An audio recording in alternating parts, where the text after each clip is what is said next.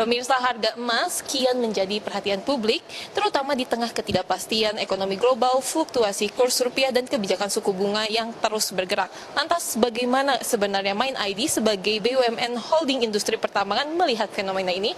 Dan saat ini telah hadir bersama saya, Bapak Dilo Seno Widakdo, selaku Direktur Portofolio dan Pengembangan Usaha Mind ID. Halo Pak, terima kasih atas waktunya untuk CNBC Indonesia. Apa kabar Pak? Alhamdulillah baik Mbak, sehat. Alhamdulillah sehat Pak. Pak Dilo, belakangan ini kan harga emas LM Antam mengalami fluktuasi ya Pak. Bisa Bapak jelaskan apa penyebab utama dari naik dan turunnya harga emas ini baik dari sisi global maupun domestik, dan bagaimana Mind ID melihat minat masyarakat terhadap investasi emas saat ini Pak? Oke, jadi mungkin kalau kita melihat daripada dinamika volatilitas harga emas hari ini, itu sebenarnya dipicu oleh dua faktor. Pertama adalah volatilitas daripada kurs mata uang dolar ke rupiah. Kemudian yang kedua adalah adanya peningkatan demand dari sisi komoditas emasnya itu sendiri. Lah hari ini memang kalau kita melihat akhir-akhir ini dinamikanya untuk volatilitas harga dolar itu cenderung menguat terhadap rupiah. Kemudian dari sisi komoditasnya sendiri terjadi peningkatan demand untuk komoditas emas. Ini memang lebih banyak di-trigger oleh aksi yang dilakukan oleh bank sentral di seluruh di mayoritas negara di dunia ini yang mengkonversi cadangan devisanya dia dari dolar ke produk komoditas emas. Nah ini yang memang membuat indeks harga emas juga naik. Jadi kalau dua-duanya daripada faktor variabel harga emas ini cenderung naik, sehingga mengakibatkan harga emas ini cenderung memang naik gitu Mbak. Pak, mungkin yang tadi terkait kurs rupiah dan kebijakan suku bunga global sendiri Pak, seperti apa pengaruhnya terhadap harga emas LM Antam menurut Mind ID sendiri? Ya tadi udah disampaikan ya, jadi memang biasanya memang di bulan April, Mei, Juni itu secara historis itu memang terjadi penguatan nilai dolar.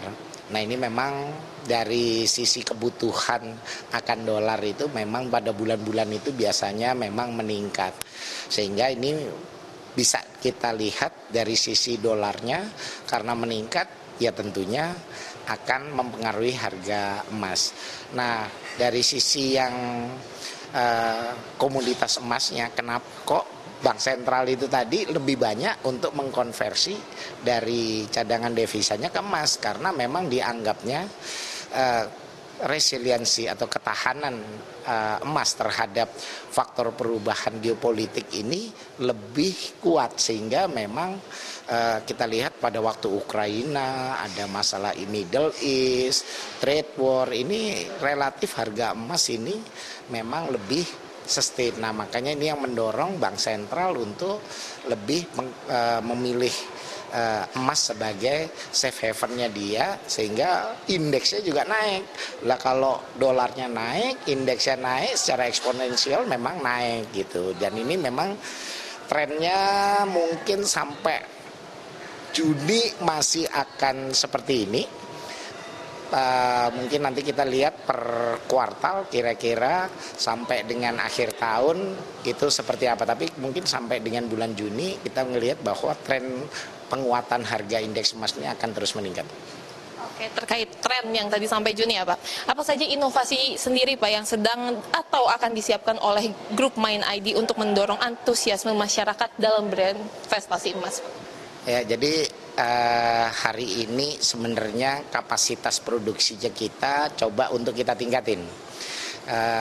Kita ngelihat bahwa demand domestik akan kebutuhan emas fisik ini khususnya untuk yang bullion ini meningkat. Ini juga selaras juga dengan adanya kemarin kita baru dari pemerintah melonsing adanya bullion bank, kemudian juga kita mulai melakukan awareness terhadap bahwa emas ini adalah memang salah satu komoditas pilihan di bidang investasinya kita, sehingga memang demand ini jadi tergerak.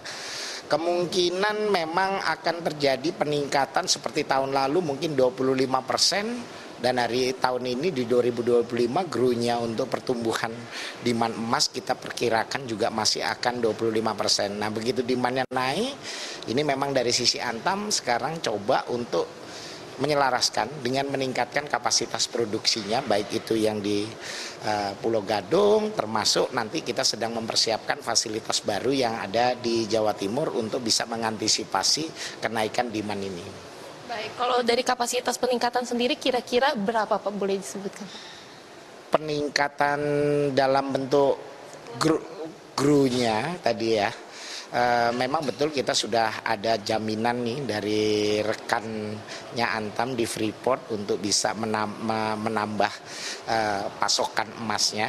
Tapi ya kalau memang itu masih dirasa kurang, ya kita akan membalance dari sisi supply-nya Antam ini dengan masih melakukan importasi terkait sama komoditas emas untuk bisa memenuhi kebutuhan dalam negeri. Baik Pak, mungkin Pak tadi kan harga komoditas juga mengalami fluktuasi terus ya Pak beberapa waktu terakhir, dan tadi juga terutama emas. Kalau secara keseluruhan Pak, sejauh apa dampaknya terhadap Mind ID Pak? Bulan lalu Antam membukukan penjualan 4,4 ton untuk emas. Kalau di average kira-kira 4 ton aja, mungkin kali 12 kira-kira 48 ton. Atau mungkin bisa mencapai 50 ton.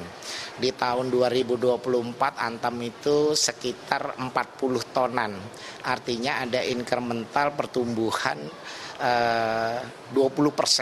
dari penjualan emasnya. Nah, ini tentunya akan berdampak terhadap penjualan dan revenue-nya Antam, profitabilitasnya Antam, dan demikian juga pada saat akhirnya secara konsolidasi akan juga mendukung kontribusinya ke Mind ID, dan Mind ID pada akhirnya nanti dalam konteks dividen juga kembali lagi ke negara. Pak, terakhir mungkin Pak, dari sejauh ini ketidakpastian global juga ya Pak tadi disebutkan, sejauh apa perang tarif dan ketidakpastian ekonomi di global sendiri berpengaruh pada pengembangan bisnis dan juga rencana investasi Mind ID ke depannya? Hari ini Mind ID sebenarnya sudah melihat bahwa beberapa strategi kita ini tidak dimulai dari hari ini aja, tapi sebenarnya sudah mulai dari Januari kita sudah mengantisipasi, sudah mencoba mengukur kira-kira dampaknya seperti apa.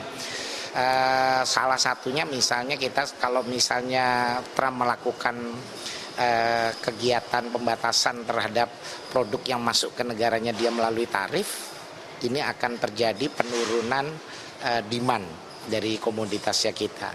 Nah, ini kita antisipasinya sebenarnya dengan cara kita meningkatkan kontrak-kontraknya kita yang tadinya lebih banyak spot, sekarang kita coba rubah lebih banyak ke long term untuk bisa memastikan kepastian daripada revenue-nya dari grupnya Mind ID. Kemudian kalau misalnya terjadi penurunan harga, sebenarnya sudah kita antisipasi juga bahwa kita harusnya memang punya cost-nya ini memang yang cukup kompetitif di bawah daripada average selling price, sehingga memang nantinya pada akhirnya dengan penurunan yang terjadi pada hari ini itu kita masih bisa beroperasi dan masih bisa membuat keuntungan. Kita juga mulai dari awal sebenarnya sudah mulai melakukan advokasi terkait sama beberapa mineral strategis dan mineral kritisnya kita melalui mitra-mitranya kita. Hari ini mungkin salah satunya kayak misalnya tarif tembaga itu ya nggak nol gitu. Nah, ini yang memang sebenarnya bagian daripada advokasi regulasi kita yang mendahului dari apa yang terjadi hari ini. Mungkin kira-kira seperti itu. Baik Pak, terima kasih atas waktunya untuk CNBC Indonesia. Sukses dan sehat selalu Bapak Dilo. Demikian wawancara saya bersama Bapak Dilo Seno Widakdo selaku Direktur Portofolio dan Pengembangan Usaha Mind ID. Dari Jakarta, Salma Wijaya dan juru kamera Terry Diba, CNBC Indonesia Beyond Business.